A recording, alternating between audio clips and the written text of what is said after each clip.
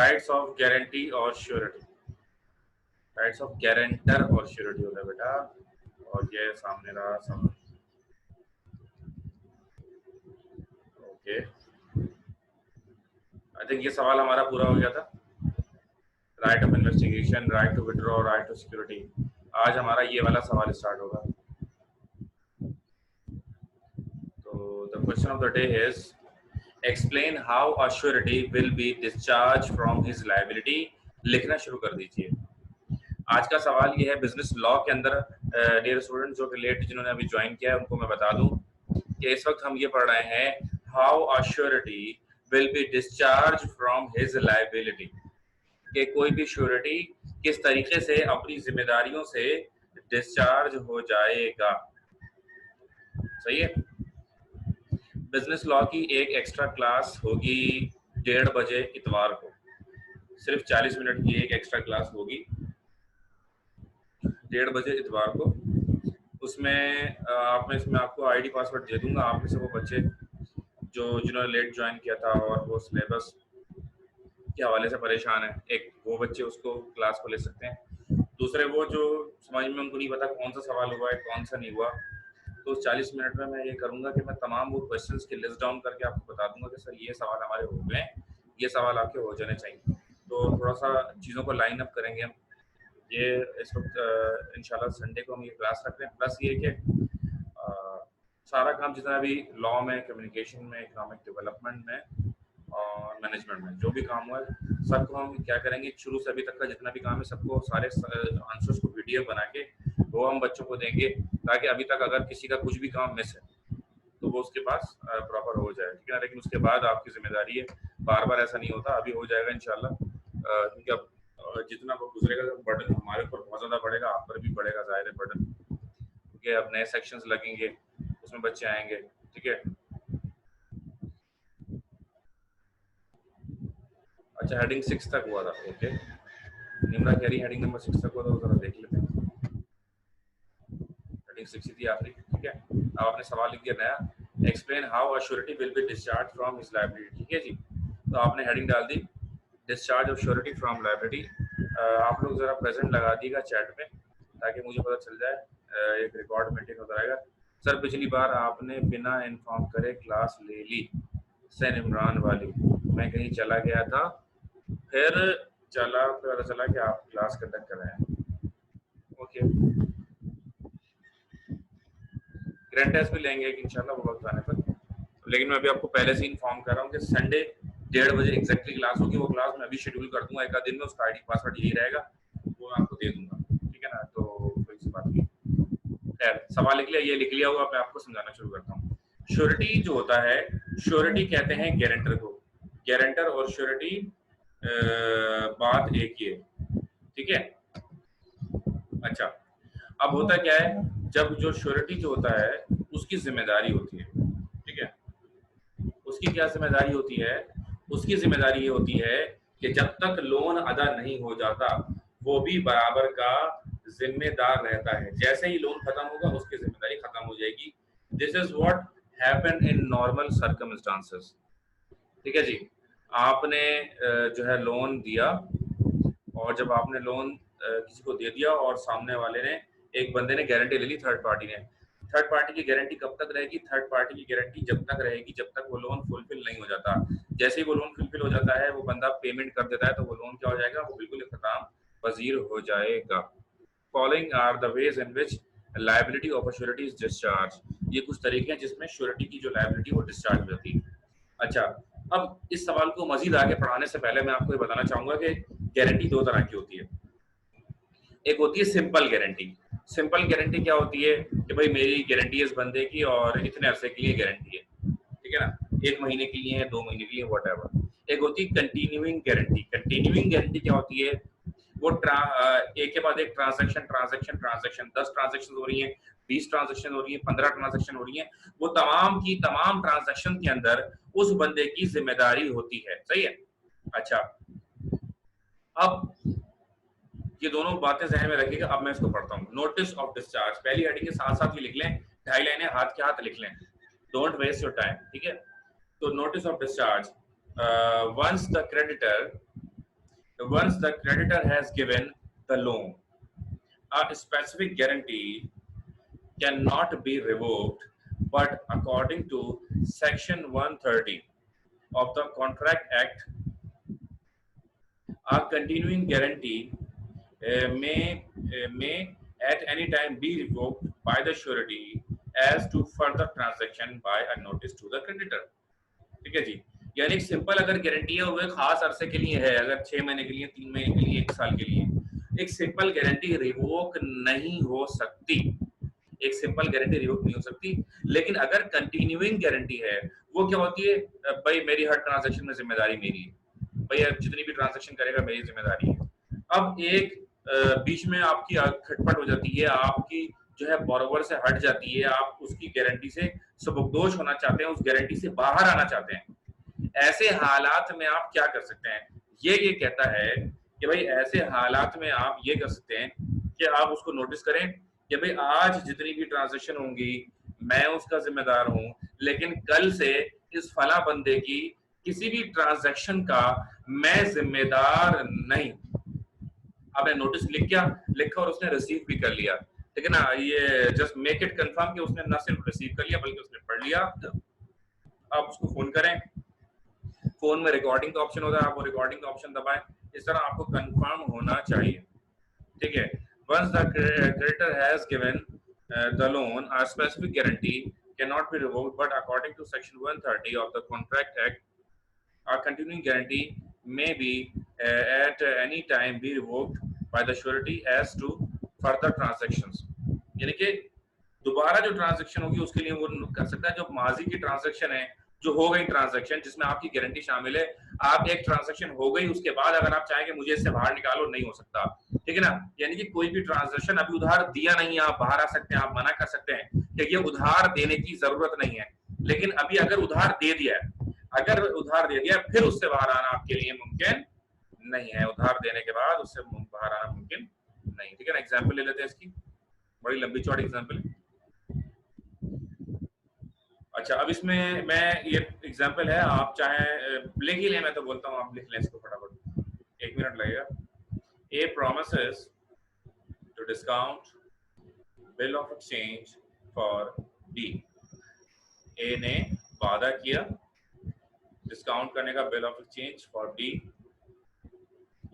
C guarantees to for 12 months. C ने guarantee दी ए को for 12 months, 12 महीने की। The payment of all such bills to the extent of 5 lakh. और 12 महीने में कितने की ट्रांजैक्शन हो रही थी, 5 लाख रुपए की। यानी कि ए ने जो है बिल ऑफ एक्सचेंज दिया बी को, एक उधार दिया बी को, और सी ने उसकी गारंटी ली और उसने क्या कहा, 5 लाख रुपए तक 1 साल में इसको उधार दे दो, मैं जिम्मेदार हूँ। अभी तक की जो ट्रांजैक्शन हुई है वो कह रहा है A discounts bill for B for ₹200,000। अभी तक जितने बिल ऑफ एक्सचेंज हो गए, यानी कि उधार जो दे दिया गया बिल ऑफ एक्सचेंज के जरिए, अभी तक जितना उधार दिया गया वो था 2 लाख रुपए, ठीक है जी। At that time C revokes the guarantee, और सी क्या कहता है, आकर कहता है भाई मेरी गारंटी खत्म। तो अब अगले फ्यूचर में जो 3 लाख और देने थे उसमें वो जिम्मेदार सी नहीं होगा, लेकिन जो 2 लाख रुपए दे दिए, क्योंकि इससे पहले कि आप अपनी गारंटी रिवोक करते, हमने 2 लाख तो दे दिए, तो 2 लाख के अंदर सी की गारंटी है, अगले आने वाले 3 लाख में उसकी गारंटी नहीं होगी, ठीक है जी। ये इसका मतलब होता है।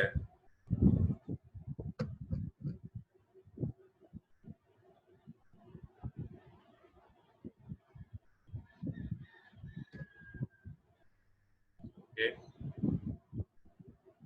आज इसके हाथ लिख लें, आगे बढ़ते हैं। At the time C revokes the guarantee, this revocation discharges C from all liability to A for any subsequent discount। यानी कि आने वाले वक्त में जो कुछ वो डिस्काउंट देगा या जो कुछ वो करेगा उससे वो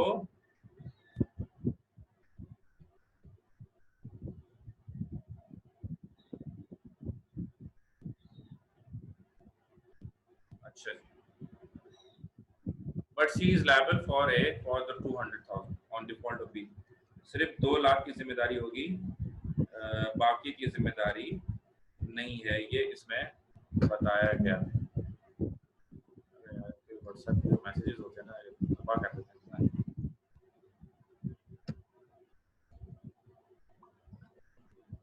चलिए, बट शी इज लायबल, यानी कि आपको समझ में आ गया, उसके बाद लिख भी लिया होगा आपने। आगे बढ़ते हैं, डेथ ऑफ श्योरिटी। अब इसमें हम कंपेयर करेंगे श्योरिटी को और बोरोवर को।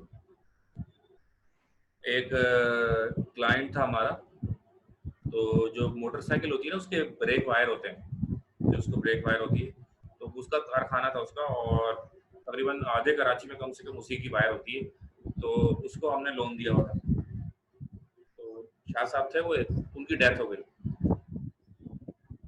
कोई औलाद उनकी थी नहीं, तो शादीशुदा थे और लेकिन औलाद उनकी कोई नहीं थी। तो कभी कभी वो आते थे, लोन बड़ा अच्छा उनका चलता था उनके दौर में जिंदगी में उनकी। तो आते थे, वो बताते थे कि उनकी अपने भाइयों से बनती नहीं है, और वो उनके अच्छा कि वाहिद वो बेटा था जिसने बहुत ज्यादा मेहनत की और बहुत पैसा जमा किया, दौलत जमा की, अपना बिजनेस को खड़ा किया। बाकी उसके भाई जो है ना वो निकट्टू थे। अच्छा, लेकिन जो निकट्टू भाई थे उनकी इसकी दौलत पर नजर थी। तो बताता था मुझे आके, वो जो बंदा था वो, भाई मेरे भाई मेरे पीछे वगैरह वगैरह जो। अचानक उसकी डेथ हो गई। अब मैंने फोन किया, नहीं उठा रहा, कोई नहीं उठा रहा, कोई नहीं उठा रहा। काफी दिन में फोन करता रहा रिकवरी के हवाले से कि भाई पेमेंट आपने जमा नहीं कराई। फिर जब नहीं आई तो एक एसओपीज हैं हमारे, स्टैंडर्ड ऑपरेटिंग प्रोसीजर्स, हम घर पहुंच गए उनके वक्त आने पर। वक्त आने पर घर पहुंचे, पता चला कि उनकी डेथ हो गई। अच्छा, डेथ हो गई और मुझे वहाँ सारे वही भाई नजर आए जिनकी वो बुराइयां करते थे, और उनकी दौलत पर अब उनका कब्जा। जाहिर है कि भाई तो वही है ना साहिब, तो जब औलाद नहीं तो उन्हीं का होगा या तो उनकी बीवी का होगा। तो मुझे गुस्सा भी आया जाहिर है उनकी डेथ के ऊपर, बहुत अफसोस तो था ही, लेकिन भाइयों ने पता नहीं क्या किया होगा। मैंने कहा कि भाई इनका कर्जा था हमारे बैंक की तरफ से, तो उनका कर्जा था तो वो आपने अदा करना। तो उनके भाई बोले कि भाई वो तो मर गया, तो अब खत्म हो गया लोन, हम तो कुछ भी नहीं देंगे, क्योंकि मुझे पता था कि यही टून उनकी होगी और यही जवाब आएगा। मैंने उनको कहा कि ये जो प्रॉपर्टी जिस पे आप खड़े हुए हैं ना, ये 4 करोड़ रुपए की प्रॉपर्टी, इसके डॉक्यूमेंट मेरे पास है, ठीक है आप मत दीजिएगा, मैं इसको बेच रहा हूँ, फिर आप खाली करने के लिए तैयार हो जाए। तो जब मैंने ये जुमला बोला तो सारे भाई, और काफी रश हो रहा था, उनके नौकर वगैरह बहुत सारे खड़े थे। मैंने बिल्कुल भरम से जो है ना उनको कहा कि बस आप ये खाली करने के लिए तैयार हो जाए। ये मेरा कहना था, उनको झटका लगा बड़े जोर का। मैंने उनको अपना कार्ड, जो मेरा विजिटिंग कार्ड है, मैंने वो निकाल के उनके हाथ में दिया। ये मेरा विजिटिंग कार्ड है, आपको मैं टाइम दे रहा हूँ, एक हफ्ते का सोच लें, otherwise I will sell this property, और मैं कोर्ट से फटाफट अपने ये पैसे निकाल लूंगा। मेरे तो कोई 50-60 लाख है, उससे ज्यादा तो पैसे ही नहीं है मेरे। अच्छा, तो फिर क्या हुआ कि जब मैंने कहा, एक दिन गुजरा, 2 दिन, वो फोन आ गया मेरे पास और पैसे लेकर आके जमा करने आ गए। उन्होंने मुझसे पूछा कि अगर हम आपको पैसे दे देंगे सारे, तो क्या आप हमारी प्रॉपर्टी दे देंगे? मैंने कहा बिल्कुल दे दूंगा, मेरी थोड़ी प्रॉपर्टी, प्रॉपर्टी तो आप वारिस ही ना है तो आपको मिल जाएगी। बहरहाल फिर उन्होंने फटाफट सारे पैसे उन्होंने जमा करा दिए, कहीं से भी उधार पकड़ पकड़ा के, ये 4 करोड़ की प्रॉपर्टी हाथ तक गई है। तो इस तरह वो लोन एडजस्ट हो गया। यानी एक बंदा था, मर गया, लेकिन उसके वारिसीन को वो उधार फिर भी देना, यानी कि उधार बोरोवर के मर जाने से उधार खत्म नहीं होता। अच्छा, प्रॉपर्टी अभी तक नहीं दी मैंने उसकी, मतलब अभी मैंने थोड़े दिन रखी है अपने पास property, and I am trying my best कि वो उसकी बीवी जो जिंदा है उसके नाम में कर सकूं। कोशिश कर रहा हूँ, अल्लाह के बाकी अल्लाह बेहतर करेगा, क्योंकि वो भी बड़े स्ट्रॉन्ग लोग हैं, भाई भाई उसके बाकी भी मरे टूटे भी कोई 15-20 करोड़ की मिल्कियत है उनकी। खैर, तो अगर बोरोवर के ऊपर कर्ज हो और बोरोवर मर जाए, तो जो भी उसके वारिसीन है सारा कर्जा उन पर शरई तौर पर भी वाजिब है। अल्लाह ना करे किसी का बाप अगर मर जाता है और उसके ऊपर कर्जा था, तो उसके बेटे अदा करेंगे, ये बेटों पर फर्ज है। ठीक है जी। अच्छा, भाइयों पर, बेटी औलाद नहीं, भाइयों पर फर्ज है, ठीक है ना। तो ये तो है ना शरीयत, इसको तो हम पीछे नहीं कर सकते, कानून भी यही है, ठीक है ना। अच्छा, फिर क्या, वो उसकी प्रॉपर्टी रखी हुई थी। कानून ये कहता है कि अगर जमानत में कोई प्रॉपर्टी रखी हुई है तो आप वो प्रॉपर्टी बेचकर उससे पैसे रिकवर करेंगे, छोड़ेंगे नहीं उसको। बोरोवर के मरने के बाद भी जान नहीं छूटेगी, क्योंकि वो मर जाएगा, प्रॉपर्टी थोड़ी मर जाएगी, प्रॉपर्टी तो रहेगी ना, प्रॉपर्टी की वैल्यू भी होगी, तो उस प्रॉपर्टी को बेचकर पैसे रिकवर किए जाएंगे। अच्छा जी, नाउ डेथ ऑफ श्योरिटी। तो डेथ ऑफ श्योरिटी, लेकिन गारंटर अगर मर जाए, गारंटर और बोरोवर में फर्क ये है कि अगर गारंटर मर जाएगा तो गारंटर की गारंटी खत्म हो जाएगी, उसके रिश्तेदार, उसके दोस्त, उसकी औलाद, उसके कानूनी वारिसीन, उनको आप कुछ भी नहीं कह सकते, एक लफ्ज भी नहीं कह सकते, क्योंकि गारंटर मर गया, कहानी खत्म। यही वजह है कि गारंटर जब लिया जाता है, गारंटर के लिए जरूरी है कि कानून ये कहता है कि बहुत ज्यादा अगर उसकी उम्र है, बहुत ज्यादा, तो वो 60 साल का होना चाहिए, 60 साल से एक दिन भी ऊपर नहीं होना चाहिए। अच्छा, बैंक की एक तो कानून होता है, एक होता है प्रैक्टिस। प्रैक्टिस ये है कि हम कोशिश करते हैं कि 40 से 45 के दरमियान मैक्सिमम। 25 साल का है तो बेहतरीन गारंटर है, 30 साल का है बेहतरीन गारंटर है, 35 साल का आइडियल गारंटर है, लेकिन 45 से ऊपर नहीं होना चाहिए अमूमन। और हद है तो 55 हम लेते हैं, 55 से ऊपर वैसे ही रिजेक्ट करते हैं, मतलब यार इसके बाद भरोसा ही नहीं, वो तो बोनस पे चल रहा है, कभी भी एकदम से खबर आ जाएगी लोगों को तो मर गया, ठीक है ना। तो डेथ, अगर श्योरिटी की डेथ होना बड़ा खतरनाक है, क्योंकि अगर श्योरिटी की डेथ हो गई तो उसकी गारंटी उसके साथ साथ खत्म हो गई, आप जो है गारंटी खुद ब खुद खत्म हो जाएगी और खुद ब खुद वो डिस्चार्ज हो जाएगा अपनी लायबिलिटी से, अब उसको आप कुछ भी नहीं कर सकते। अच्छा, बीच में अभी एक सवाल आया मुझे, वो मैं उसका जवाब दे दूं। कंटिन्यूइंग गारंटी क्या होता है? कंटिन्यूइंग गारंटी ये होती है जब एक से ज्यादा ट्रांजैक्शंस की एक साथ गारंटी ले ली जाए, उसे कंटिन्यूइंग गारंटी कहते हैं। जब एक से ज्यादा ट्रांजैक्शन की एक साथ गारंटी ले ली जाए, उसे कंटिन्यूइंग गारंटी कहते हैं। सही है। अच्छा जी, तो कंटिन्यूइंग गारंटी कुछ नहीं, हमने डेथ ऑफ श्योरिटी समझ में आ गया कि मर जाएगा खुद ब खुद, उसकी जिम्मेदारी क्या हो जाएगी, खत्म हो जाएगी। हमारा सवाल भी देखिए यही है ना, जो जिन्होंने लेट ज्वाइन किया उनको बता दूं, हम सवाल ही पढ़ रहे हैं, how a surety discharge from his liability, यानी किन हालात में श्योरिटी जो है उसकी जिम्मेदारी खत्म हो जाएगी। सही है जी।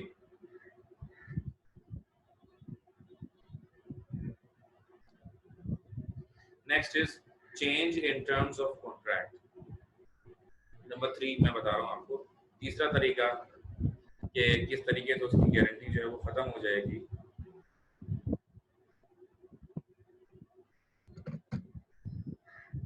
Section 133 states that any variance made without surety's consent, consent किसे कहते हैं? ये जो consent लिखा हुआ है इसका मतलब होता है जी मर्जी। इसके ऊपर पूरा एक चैप्टर है लॉ के अंदर, वो मैंने आपको पढ़ाया तो है, वल्लाह आलम आपको याद है अब या नहीं है, लेकिन ये मैंने एक चैप्टर बकायदा इसका पढ़ाया था, ये इसको हाईलाइट भी कर दिया। इसका मतलब क्या है? इसका मतलब है मर्जी।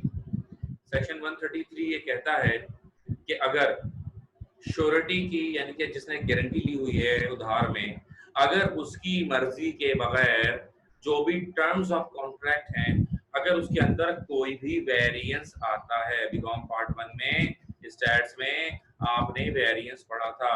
वेरिएंस किसे कहते हैं? चेंज को वेरिएंस कहते हैं, तब्दीली को वेरिएंस कहते हैं। यानी अगर गारंटर या श्योरिटी की मर्जी के बगैर कोई भी किसी किस्म का चेंज आता है, तब्दीली आती है कॉन्ट्रैक्ट के अंदर, उसको इन्फॉर्म नहीं किया जाता, उसको पता नहीं होता या उसकी मर्जी नहीं होती, उसकी बगैर मर्जी के आपने बोरोवर और लेंडर ने दोनों ने मिलकर खुद ही आपस में गुत्थम गुत्था हो गए, खुद ही आपस में उन्होंने मुआहदा कर लिया, चेंज कर दिया कोई भी चीज, पर अगर गारंटर को पता नहीं है, कल को कोई मसला होता है और गारंटर को आप जाकर पकड़ते हैं तो गारंटर क्या कहेगा? गारंटर यही कहेगा कि इसमें मेरी कोई जिम्मेदारी नहीं है, इसमें मेरी कोई जिम्मेदारी नहीं है। अच्छा जी, अच्छा जी, excuse me, I got a call from recording. अच्छा जी, तो वेरिएंस भी पता है आपको, कॉन्सेप्ट भी पता है, ठीक है। तो बात ये है कि कोई भी चेंज आएगा किसी भी किस्म का, और गारंटर को अगर पता नहीं होगा, कोई हो सकता है उसी चेंज की वजह से वो डिफॉल्ट में चला जाए, या फिर गारंटर की बहुत ज्यादा वैल्यू है। गारंटर ने क्या कहा है? गारंटर इतना बड़ा जुमला कहता है कि अगर बोरोवर पैसे नहीं देगा तो मैं दूंगा। ये कोई मामूली जुमला नहीं है, ये कोई नहीं बोल सकता। आपको पता है मेरे इतने क्लोज फ्रेंड्स हैं, उन्होंने मुझसे कहा कि मेरी गारंटी ले लो, मैं लोन ले रहा हूँ। मैंने उनको बिल्कुल ही लाल झंडी निकाली जेब में से और दिखा दी है, देखो लाल झंडी, मैं तुम्हारी गारंटी नहीं लूंगा। बहुत अच्छे अच्छे दोस्तों की मैंने गारंटी नहीं ली, यानी कि कोई मामूली काम थोड़ी किसी की गारंटी लेना।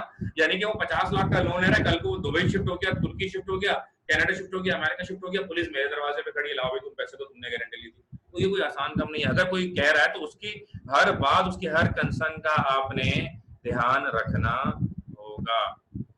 सही है जी।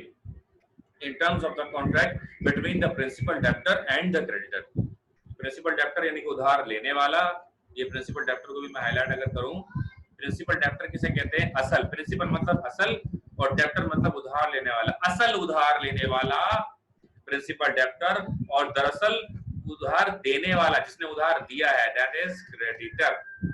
सही जी।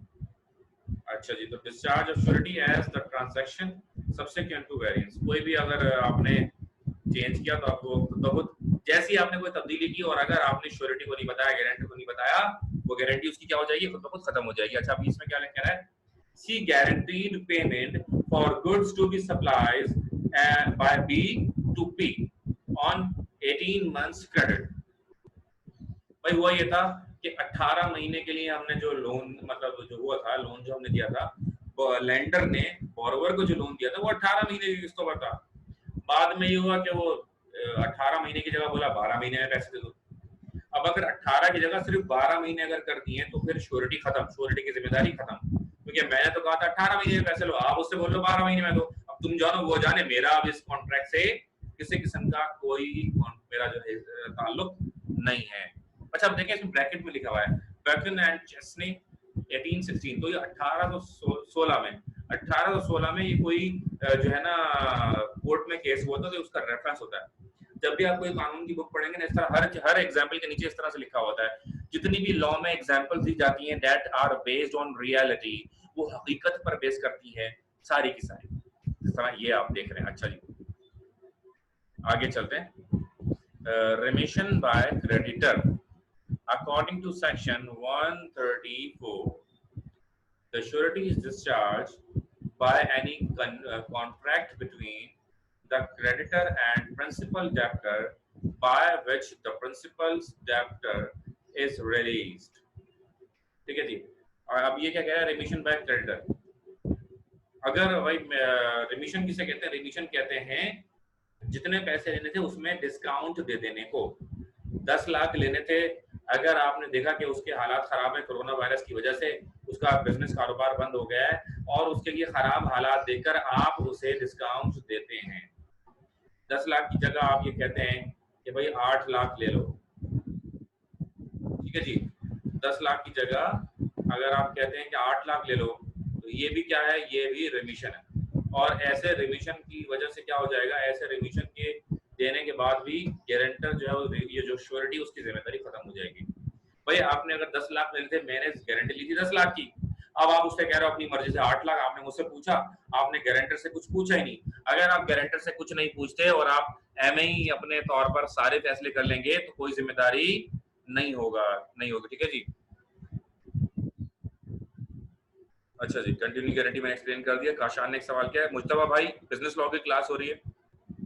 अच्छा काशान भाई का सवाल लेते हैं, सर अगर लेंडर मर गया फिर उसकी प्रॉपर्टी सारा आपका होगा या फिर आपका जितना बनता है आप लोगे? और अच्छा मैं समझ गया। देखिए लेंडर होता कौन है, पहली बात लेंडर वो होता है कि जो उधार देता है, ठीक है ना। अब मैं आपको सवाल का जवाब देता हूँ कि लेंडर अगर मर जाता है, जिसने मतलब मुझे किसी ने उधार दिया वो मर गया, अब मैं क्या करूंगा, उसके कानूनी वारिसिन ढूंढूंगा और उन्हें पैसा वापसी दूंगा कि भाई आपके वारिस होंगे तो ये आपका पैसा आपका बनता है। एक बात हो गई।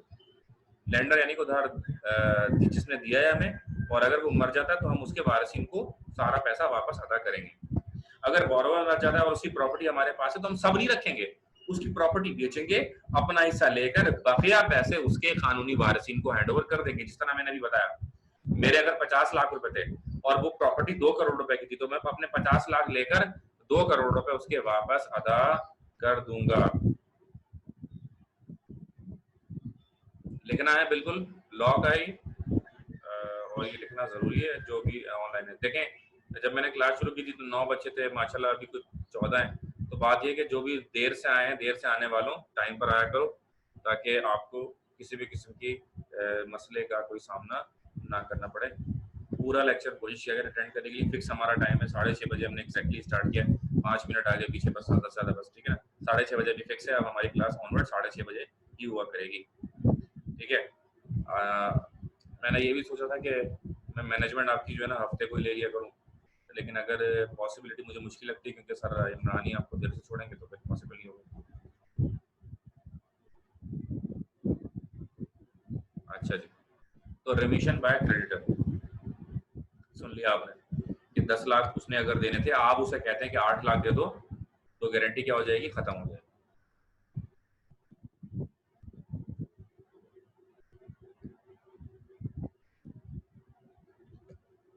अच्छा, डिस्चार्ज ऑफ प्रिंसिपल डेब्टर।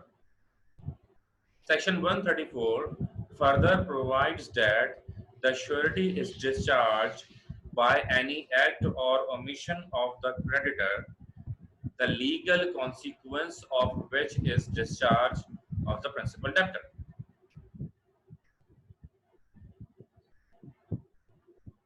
अब ये थोड़ा टेक्निकल है, ये जो पॉइंट है ना, पॉइंट नंबर 5 लिख लें आप, मैं बोल रहा हूँ इतना आप लिखते भी रहे साथ साथ। सेक्शन 134 ये कहता है कि श्योरिटी डिस्चार्ज हो जाएगा अगर किसी भी किस्म का ओमिशन हो गया या कोई जिम्मेदारी जो क्रेडिटर की थी, यानी कि कोई जिम्मेदारी जो उस शख्स की थी जिसने लोन दिया है, उसकी कुछ जिम्मेदारियां थी, अगर उसने वो अपनी तमाम जिम्मेदारियां पूरी नहीं की तब भी कॉन्ट्रैक्ट की कोई वैल्यू नहीं रहेगी। ये इसके अंदर बताया गया। अगर वो जिम्मेदारी अपनी पूरी नहीं करता है तो मिसाल के तौर पर इसमें एग्जाम्पल ही बड़ी बेहतरीन दी, बिल्कुल ये रियल एग्जाम्पल है, घर बनाने में ऐसा ही होता है, ठीक है ना। जब कोई घर बनाया जाता है तो घर बनाने का तरीका यही है कि ठेकेदार को आप ठेका देते हैं, तो जब आप उसको ठेका देते हैं तो पेमेंट डिस्कस होती है। मिसाल के तौर पर एक ग्राउंड प्लस 2 घर बनाना है, उसमें खर्च होंगे 70 लाख रुपए, आप स्टार्ट करते हैं 10 लाख रुपए से, 10 लाख रुपए ले लो, बेस बना लो, 10 लाख रुपए और देंगे, फिर ग्राउंड फ्लोर स्ट्रक्चर खड़ोगे, फिर 10 लाख देंगे, फिर 10 लाख देंगे, फिर 10 लाख देंगे। यानी कि किस स्टेप पर कितने पैसे देंगे, जब कोई ठेकेदार और बनाने वाले बंदे में राब्ता होता है तो दोनों की ऑब्जेक्टिव सेट होते हैं, ठीक है ना। मैं यूं करूंगा आप यूं करोगे, मैं यूं करूंगा आप यूं करोगे। अच्छा, अब वो सारे के सारी चीजें सेट होती हैं। अब जब वो सेट हो जाती हैं और एक बीच में गारंटर आ गया, मैंने गारंटी ले ली, ठीक है जी, ये मिस्टर काशान जो ये मकान बनाएंगे और मिस्टर नोमान का जो है वो मकान बनेगा, मैं गारंटर हूँ। काशान भाई ने कहा था मैं 10 लाख रुपए दे दूंगा 20 तारीख को और 20 तारीख से मेरा मकान बनाना शुरू करो। मैं बोला ठीक है, मैं इस बंदे की गारंटी लेता हूँ कि मकान बनाकर टाइम पर देगा, ठीक है ना, ये मैंने गारंटी ली। अब काशान ने कहा था कि वो 20 तारीख को 10 लाख रुपए देगा, 20 तारीख आ गई, 21 आ गई, 22 आ गई, 25, 26, लेकिन काशान ने अभी तक 1 रुपया भी नहीं दिया। तो क्योंकि काशान जो था उसने पैसा देना था, उसने पैसा ही नहीं दिया, उसने अपनी जिम्मेदारी पूरी नहीं की, तो मेरी भी जिम्मेदारी एज श्योरिटी, मेरी भी कोई जिम्मेदारी नहीं है, क्योंकि जब उसने अपनी जिम्मेदारी पूरी नहीं की तो मेरे ऊपर भी किसी किस्म की कोई जिम्मेदारी आयद नहीं होती। ये बताया गया इस वाले एग्जांपल में कि एक contract with B to build a house for him for a stated sum and within a stipulated time for which necessary material shall be supplied by B himself. C guarantees the performance by A. B fails to supply the material. C is discharged from his suretyship. ठीक है जी, suretyship से वो क्या हो गया, खत्म हो गई उसकी जिम्मेदारी, वो सबकदोश हो गया। अल्लाह, बहुत ही अहम सवाल है इस वक्त हम जो पढ़ रहे हैं, बहुत सारी ईयर्स में आया हुआ। According to section 135, a contract between the creditor and principal debtor by which the creditor, अभी मैं एक करके पॉइंट पढ़ता हूँ, आई थिंक ये लास्ट पॉइंट है, शायद अभी है और अभी है, बस ये इस क्लास में तो खत्म नहीं होगा, इसका मतलब एक और क्लास नहीं पड़ेगी।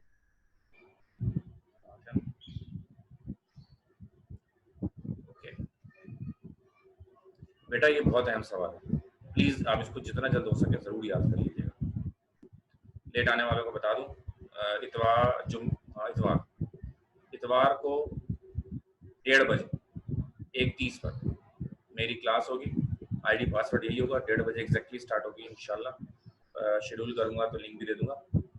तो उसमें ये होगा कि हम सिलेबस डिस्कस करेंगे, पेपर जो हमारा हो चुका है अब तक, जो मटेरियल है वो भी डिस्कस करेंगे और हम चीज़ों को कंपाइल करेंगे ताकि कोई भी चीज़ हमसे मिस ना होगी।